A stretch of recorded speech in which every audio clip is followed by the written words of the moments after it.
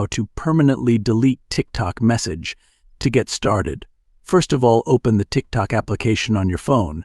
You will then be taken to the TikTok homepage. Here you can explore and view TikTok Reels. From this page, go to Inbox from the bottom panel. You will then be taken to this page where you can view the chat list. Now open a chat from the list. Then tap and hold the message. You will see some options appear at the bottom. From the options, tap on Delete. Then select Delete for everyone. You will notice that the particular message has disappeared from the chat. The recipient will be notified that you have deleted a message from the chat. Now hit backspace and get back to the chat list.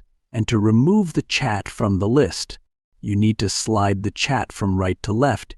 You will find a delete option here as well. Tap onto the delete option. Then proceed with your command by tapping on Confirm. So by doing this, the entire chat will be removed from the list. So by following these simple steps, one can permanently delete TikTok message.